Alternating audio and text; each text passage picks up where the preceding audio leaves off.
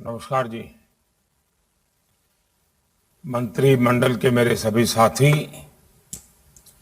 Finance और economy से जुड़े सभी एक्सपर्ट्स, स्टेक होल्डर्स, देवी और सज्जनों, सबसे पहले तो अंतर्राष्ट्रीय महिला दिवस, आप सबको शुभकामनाएं। और ये भी गौरव की बात है कि हम आज जब बजट के संदर्भ में चर्चा कर रहे हैं थे, भारत जैसे विशाल देश की वित्त मंत्री भी एक महिला है जिसने इस बार देश को बड़ा प्रगतिशील बजट दिया है। साथियों, 100 साल में आई सबसे बड़ी महामारी के बीच भारत की अर्थव्यवस्था फिर से गति पकड़ रही है। ये हमारे आर्थिक फैसलों और हमारी अर्थव्यवस्था की मजबूत बुनियाद का प्रतिबिंब है। इस बार के बजट में सरकार ने तेज ग्रोथ के इस मोमेंटम को जारी रखने के लिए अनेक कदम उठाए हैं। फॉरेन कैपिटल फ्लोज को प्रोत्साहित करके इंफ्रास्ट्रक्चर इन्वेस्टमेंट पर टैक्स कम करके NIIF, गिफ्ट सिटी और नए DFI जैसे संस्थान बनाकर हमने फाइनेंशियल और इकोनॉमिक ग्रोथ को तेज गति देने का प्रयास किया है। फाइनेंस में डिजिटल टेक्नोलॉजी के व्यापक उपयोग को लेकर देश की प्रतिबद्धता अब नेक्स्ट लेवल पर पहुंच रही है। 75 जिलों में 75 digital banking, 75 digital banking units हो या फिर सेंट्रल बैंक डिजिटल करेंसी, ये हमारे विजन को रिफ्लेक्ट करते हैं। साथियों, 21वीं सदी के भारत की प्रगति को तेज गति देने के लिए हमें अपने सभी प्रायोरिटी सेक्टर्स में फाइनेंशियल वायबल मॉडल्स को प्राथमिकता देनी होगी। आज देश की जो एस्पिरेशंस है, देश जिन आकांक्षाओं को लेकर के आगे बढ़ने के लिए उत्साहित है, जिस दिशा में आगे बढ़ना चाहता है, देश की जो प्राथमिकता है, उसमें हमारे लिए फाइनेंशियल इंस्टीट्यूशंस की भागीदारी अहम है। आज देश आत्मनिर्भर भारत अभियान चला रहा है। हमारे देश की निर्भरता दूसरे देशों पर कम हो, इससे जुड़े प्रोजेक्ट्स की फाइनेंसिंग के क्या डिफरेंट मॉडल्स बनाए जा सकते हैं, इस बारे में मंथन बहुत ही आवश्यक है। इसका एक उदाहरण PM गति शक्ति नेशनल मास्टर प्लान है। इससे जुड़े प्रोजेक्ट्स की सफलता में आपका केंद्रीय रोल है। देश के संतुलित विकास की दिशा में भारत सरकार की योजनाएं, जैसे एस्पिरेशनल डिस्ट्रिक्ट प्रोग्राम, देश में करीब 100 से अधिक ऐसे डिस्ट्रिक्ट चुने गए हैं जो राज्य की एवरेज से भी पीछे हैं। तो हमारी फाइनेंशियल इंस्टीट्यूशंस वहां के कोई भी प्रोजेक्ट है तो उसको प्रायोरिटी दे करके, ये हमारे एस्पिरेशनल डिस्ट्रिक्ट है जो भी पीछे हैं, उनको आगे लाने के लिए कह सकते हैं। उसी प्रकार से हमारा देश, हम देखें तो पश्चिम हिंदुस्तान, बहुत सी इकोनॉमिकल एक्टिविटी नजर आती है। पूर्वी हिंदुस्तान है जहां सब प्रकार के नेचुरल रिसोर्सेज हैं, लेकिन आर्थिक विकास की दृष्टि से वहां स्थिति बहुत सुधर सकती है, इंफ्रास्ट्रक्चर बहुत सुधर सकता है। हम पूर्वी भारत के विकास के लिए उसी प्रकार से पूरा नॉर्थ ईस्ट, उसका विकास, ये ऐसी चीजें हैं जिसने हमने ज्योग्राफिकली हम देखें तो हमारे लिए प्राथमिकता का विषय है। इन क्षेत्रों में आपकी सहभागिता बढ़ाने की दिशा में भी विचार करना जरूरी है। आज भारत के एस्पिरेशंस हमारे एमएसएमईज की मजबूती से जुड़ी है। एमएसएमईज को मजबूत बनाने के लिए हमने बहुत से फंडामेंटल रिफॉर्म्स किए हैं और नई योजनाएं बनाई हैं। इन रिफॉर्म्स की सक्सेस इनकी फाइनेंसिंग को स्ट्रेंथन करने पर निर्भर है। साथियों, इंडस्ट्री 4.0 तब तक हम जो चाहते हैं वो रिजल्ट आने में समय जा सकता है। तो इसको बचने के लिए क्या करना होगा?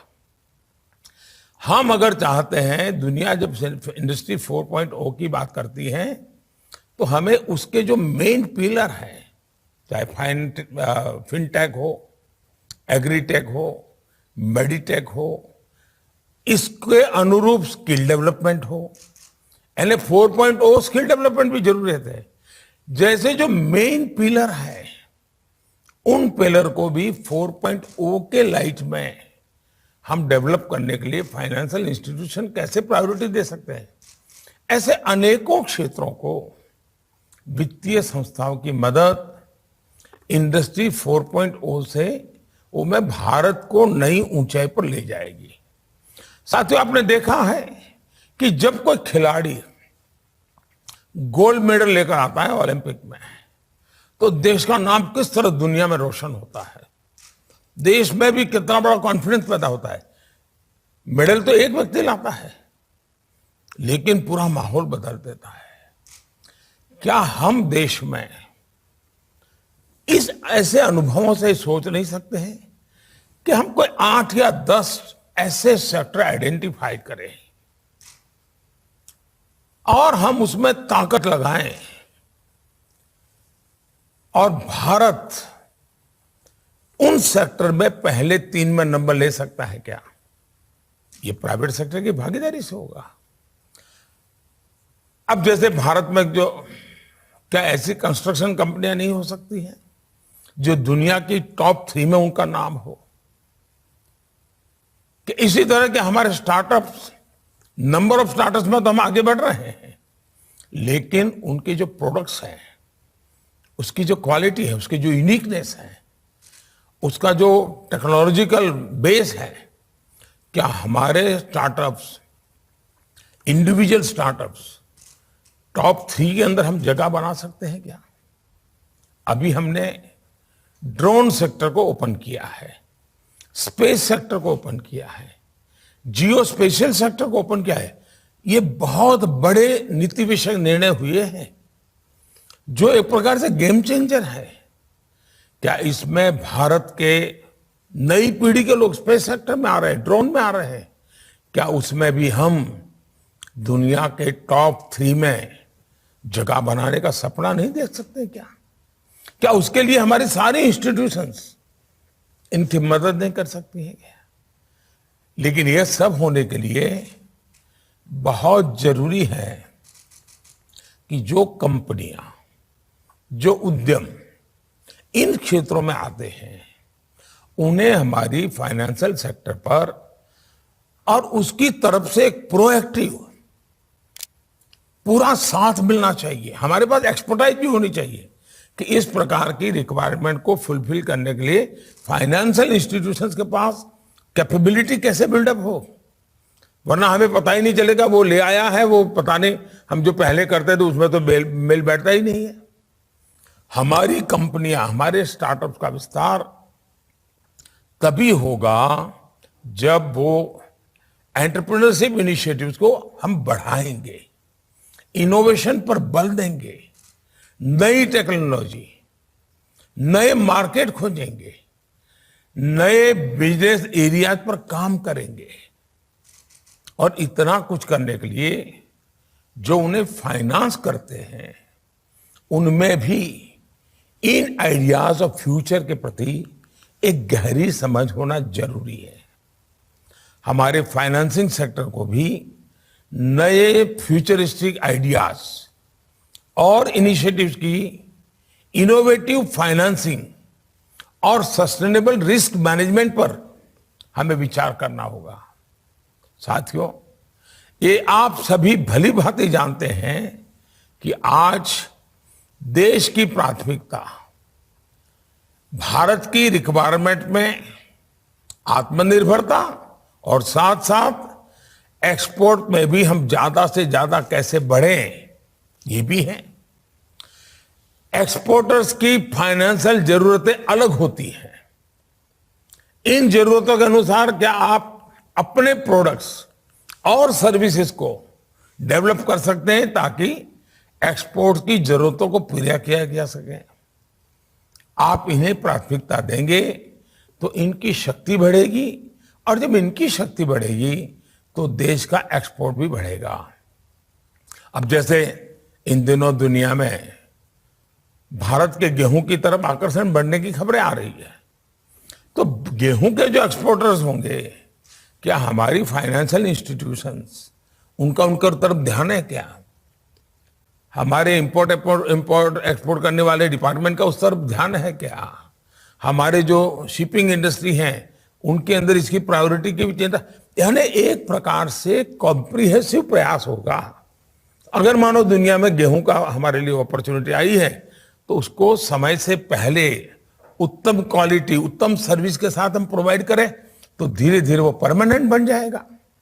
साथियों, भारत की अर्थव्यवस्था का बड़ा आधार, इसलिए मैं कहता हूं रूरल इकोनॉमी को हम नकार नहीं सकते, इनकार नहीं कर सकते हैं। और रूरल इकोनॉमी इतना बड़ा व्यापक बेस होता है जो थोड़ा थोड़ा करके जब उसको कंपाइल करता है वो बहुत बड़ा हो जाता है।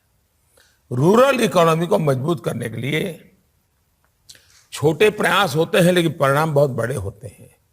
जैसे सेल्फ हेल्प ग्रुप्स को बढ़ावा देना, कि हम प्रोएक्टिव होकर के सेल्फ हेल्प ग्रुप को फाइनेंस हो, टेक्नोलॉजी हो, मार्केटिंग हो, एक बड़ा कॉम्प्रिहेंसिव हेल्प कर सकते हैं। अब जैसे किसान क्रेडिट कार्ड का काम है, क्या मिशन मोड पे किसान क्रेडिट कार्ड हर किसान को कैसे मिले, फिशरमैन को कैसे मिले, पशुपालक को कैसे मिले, ये हमारा आग्रह है क्या? देश में हजारों फार्मर प्रोड्यूसर ऑर्गेनाइजेशंस आज बन रहे हैं और बड़े इनिशिएटिव ले रहे हैं। कुछ राज्यों में तो अच्छे परिणाम भी नजर आ रहे हैं। क्या हमने उस दिशा में कहा? अब जैसे एग्रीकल्चर में पहले हमारी तरफ हनी का ध्यान नहीं दिया जाता था, अब हमारे यहाँ शहद, हनी पर बहुत अच्छा काम चल रहा है, लेकिन अब उसका ग्लोबल मार्केट, उसके लिए उसका ब्रांडिंग, मार्केटिंग, उसको फाइनेंशियल हेल्प, इन सारी चीजों में हम कैसे काम कर सकते हैं। उसी प्रकार से आज देश के लाखों गांवों में कॉमन सर्विस सेंटर्स बनाए जा रहे हैं। इन्हें भी आप अपनी पॉलिसीज की प्राथमिकता में रखोगे तो देश की रूरल इकोनॉमी को बहुत ताकत मिलेगी। एक प्रकार से सर्विस सेंटर, उसका सबसे ज्यादा लाभ आज गांव के, अब जैसे रेलवे रिजर्वेशन करना है, अब गांव से किसी को शहर नहीं जाना पड़ा, वो जाता है सर्विस सेंटर पे, जाता है अपना आरक्षण करवा देता है। और आपको पता है कि आज हम ऑप्टिकल फाइबर नेटवर्क बिछाकर गांव गांव तक ब्रॉडबैंड कनेक्टिविटी पहुंचा रहे हैं। सरकार ने एक तरह से डिजिटल हाईवे, और मैं तो सादी भाषा में कहूंगा तो मैं कहूंगा डिजिटल सड़क। डिजिटल सड़क मैं इसलिए कह रहा हूं कि गांव में मुझे डिजिटल ले जाना है, और इसलिए डिजिटल सड़क बना रहे। हम बड़े बड़े डिजिटल हाईवे की बात तो करते हैं, हमें नीचे की तरफ जाना है, गांव तक जाना है, सामान्य मानवी तक पहुंचना है। और इसलिए डिजिटल सड़क, इस अभियान को हम देख सकते हैं। फाइनेंशियल इंक्लूजन के विभिन्न प्रोडक्ट्स को हम गांव गांव तक ले जा सकते हैं क्या?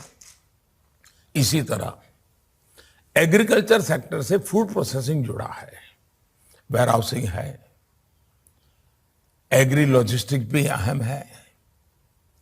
भारत के एस्पिरेशंस नेचुरल फार्मिंग से, ऑर्गेनिक फार्मिंग से जुड़ी है। अगर कोई इनमें नया काम करने के लिए आगे आ रहा है तो हमारे फाइनेंशियल इंस्टीट्यूशंस उसे कैसे मदद करे, इसके बारे में सोचा जाना बहुत आवश्यक है। साथियों, आजकल हेल्थ सेक्टर में भी बहुत काम हो रहा है। हेल्थ इंफ्रास्ट्रक्चर पर सरकार इतना इन्वेस्ट कर रही है, हमारे यहाँ मेडिकल एजुकेशन से जुड़े चैलेंजेस को दूर करने के लिए ज्यादा से ज्यादा मेडिकल इंस्टीट्यूशंस का होना बहुत जरूरी है।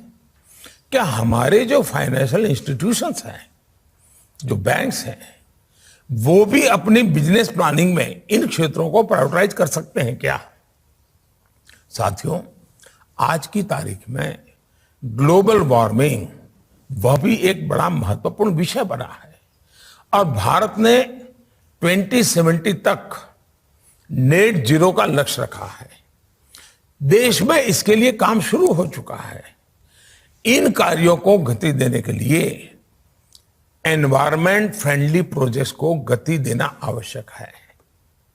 ग्रीन फाइनेंसिंग और ऐसे नए एस्पेक्ट की स्टडी और इंप्लीमेंटेशन आज समय की मांग है।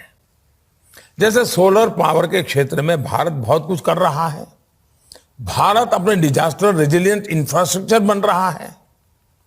हम जो देश में हाउसिंग सेक्टर के 6 लाइट हाउस प्रोजेक्ट चला रहे हैं, उनमें भी डिजास्टर रेजिलिएंट इंफ्रास्ट्रक्चर को प्राथमिकता दे रहे हैं।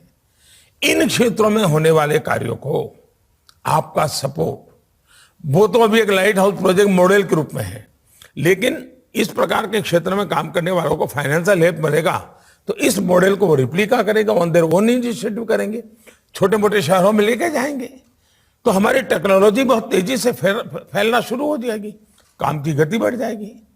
और मैं समझता हूं इस प्रकार के सपोर्ट बहुत मायने रखता है। साथियों, मुझे विश्वास है कि आप सभी इन विषयों पर गंभीर मंथन करेंगे और इस वेबिनार में एक्शनेबल सॉल्यूशंस, आइडियाज नहीं, बहुत बड़ी बड़ी विजन और 2023 का बजट आज हमने तय नहीं कर रहा है।